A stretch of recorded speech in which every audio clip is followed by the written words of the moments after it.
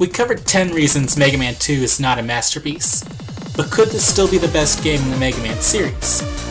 Let's look at the reasons it might be the pinnacle of the series.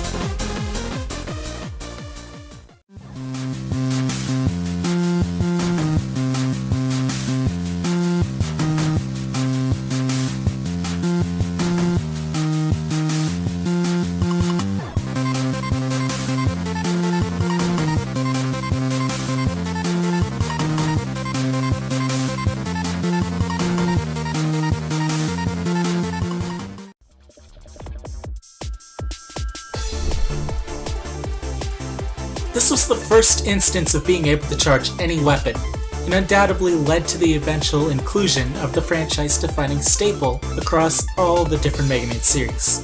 Though it might not yet have had the charge shot, without Mega Man 2, we would never have seen this mechanic. It is hard to imagine any Mega Man, except for Trigger, without the charge shot.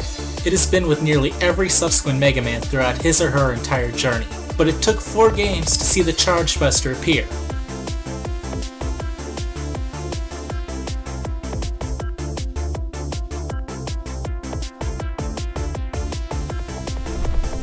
The first Mega Man game was quite different from the other games.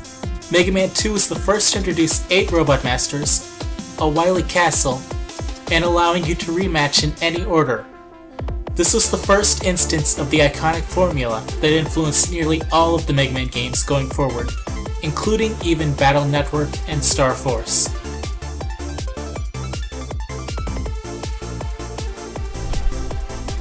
The enemy design is very good in this game, with enemies that make you think a little bit about how to fight, like the crazy cannons, or who slowly move toward you like hovering zombies as the tellies do.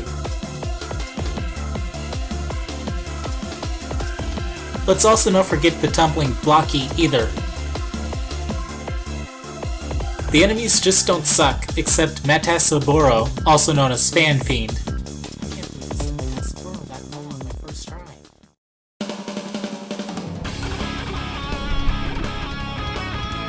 The game also gives you many situations where a particular weapon is extremely practical, particularly ones that otherwise probably would be overlooked, like the Leaf Shield. The Leaf Shield can be terrifyingly powerful in some situations, and you feel really good using it cleverly. The Bubble Lead, or Lead, because it does lead, but it also is gray like it's made of lead, and it does fall very fast like it's made of lead too, so it's kind of a doubly good name.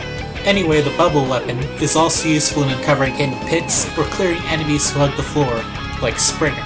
Other weapons are simply projectiles with very nuanced differences, and then the king of projectiles, Metal Blade.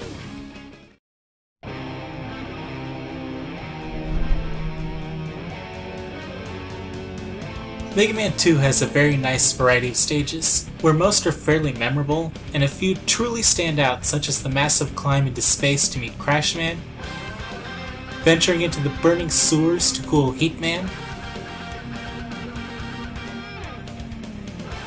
or even exploring the sledding maze in Something to reach Flash Man. Is he in a glass factory maybe?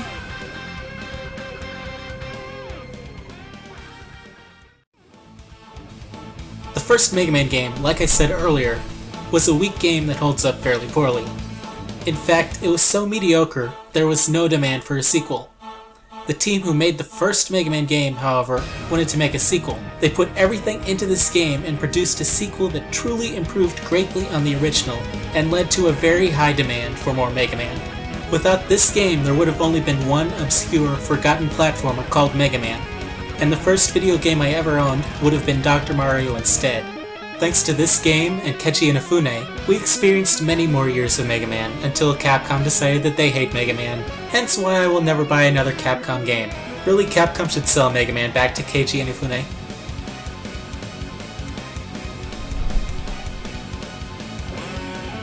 This game also reimagined and brought back Gutsman in the form of a tank to assure fans that this wasn't a reboot. Gutsman is cool, and it's nice to see him return, even if he usually dies in a few seconds.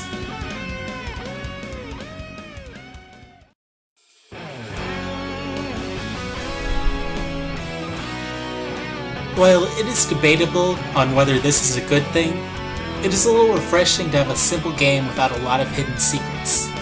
Sure, finding secrets is fun, but there's a time to keep things simple and straightforward. The hidden items are hidden in plain sight, and you usually don't need anything to obtain them. Perhaps to keep them without dying, though. Or perhaps you'd have to go the long way around. But it'd be prettier with you.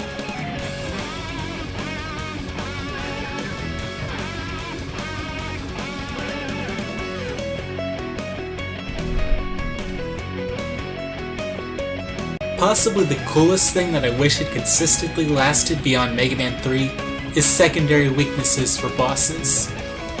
The air shooter is effective for catching Quickman and does a nice amount of damage, which is especially nice since you won't have the time stopper. Both the Metal Blade and Crash Bomb put Flashman out very quickly.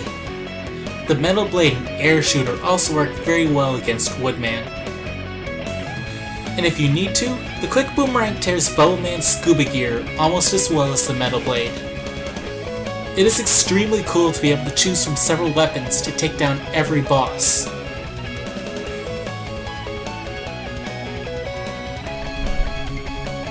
For number 1, the change of Wyly's saucer screech to be less irritating. This may at first seem strange unless you have heard the Wyly saucer noise in the first game shortly after hearing all subsequent saucer sounds. If you go back and play Mega Man, you will probably flinch the first time you hear that unholy screeching. Beware, I am actually including the sound of the first saucer for comparison and your ears may bleed, so you may want to lower the volume a little if you have it fairly loud, and take off headphones. Just take your headphones off. First listen to what the saucer sound was changed to.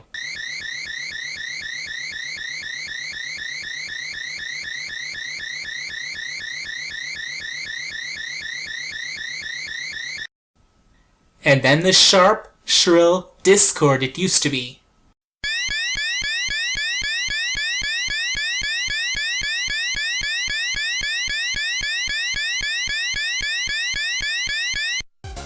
I, for one, am extremely thankful somebody on the team had the guts to say, "Hey guys, this saucer sound makes me want to listen to a dial-up modem with headphones turned full blast. I think we should make it something less shrill. Still screechy, but not something that haunts me in my dreams. By the way, a robot master should totally say, 'See you in my dreams!'" Now that we have praised this game, I want to finish this Mega Man trio of episodes looking at the other game I think could be the pinnacle of the series, which also happens to be the first video game I owned.